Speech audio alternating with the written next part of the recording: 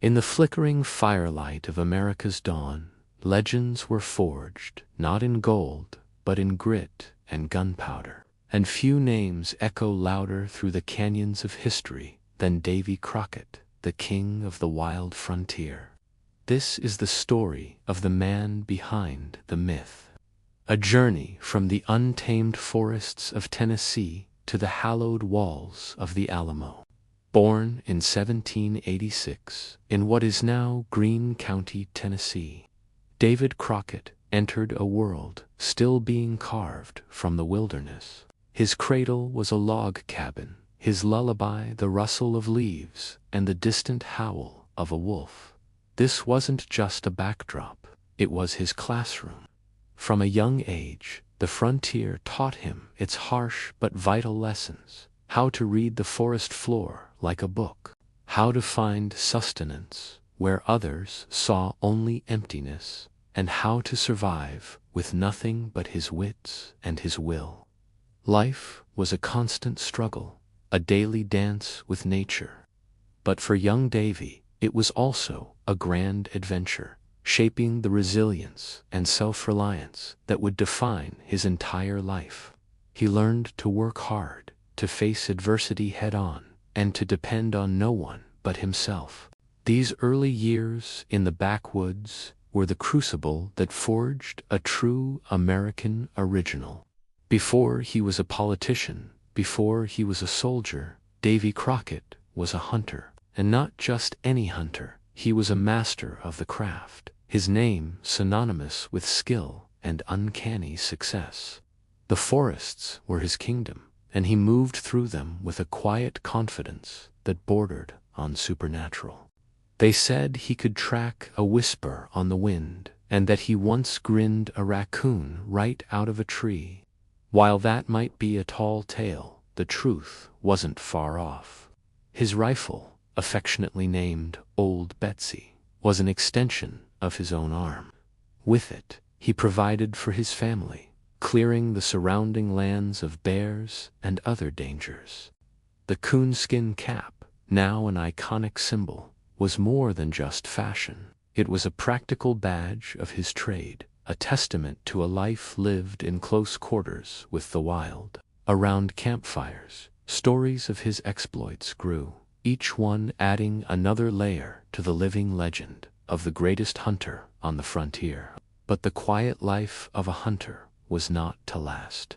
When the drumbeat of war sounded in 1812, Crockett answered the call. The conflict wasn't just a distant affair of nations for him. It was personal. He joined the Tennessee militia, serving under the command of another future legend, Andrew Jackson. This was a new kind of wilderness, one of battlefields and strategy. Crockett distinguished himself as a scout and a soldier, his frontier skills proving invaluable in the Creek War, a key theater of the larger conflict. He witnessed the grim realities of combat, the courage and the cost. His service wasn't just about fighting, it was about protecting his home, his family, and the very idea of a new, expanding nation. The war sharpened his leadership skills and deepened his understanding of the world beyond the Tennessee woods, setting the stage for the next, unexpected chapter of his life. Returning from the war, a respected veteran, Crockett found that his reputation had preceded him. The man who could command respect in the forest could also command it among his peers. His natural charisma, folksy wisdom, and unwavering honesty propelled him into the world of politics. It started locally as a magistrate and then as a state legislator, but his sights were set higher. In 1827, Davy Crockett, the backwoods hunter, was elected to the United States Congress in Washington. He was a spectacled man in buckskin among suits and ties, but he was no simpleton. He was a fierce advocate for the common man, for the settlers and squatters who were his constituents. His most famous political stand was his staunch opposition to President Andrew Jackson's Indian Removal Act. Despite the immense political pressure, Crockett broke with his party and his old commander, declaring the policy unjust. His famous motto, "Be sure you're right, then go ahead," wasn't just a saying. It was the principle he lived by, even if it meant the end of his political career. His political career may have ended, but his journey was far from over. Disillusioned with the politics of Washington, Crockett looked west, towards a new frontier brimming with promise and peril. Texas, at the time. Texas was a turbulent land, fighting for its independence from Mexico. For a man like Crockett, it was an irresistible call to adventure, a chance to be part of building something new, a place where a man could make his own destiny. "You may all go to hell, and I will go to Texas," he famously declared. So, with a small band of volunteers, he set off on the long ride west. The journey across the vast, sun-scorched landscapes was a return to his roots, a man against the elements, moving towards an unknown future. He was no longer Congressman Crockett. He was Davy Crockett of Tennessee once more, a frontiersman in search of a new beginning and a final, defining stand.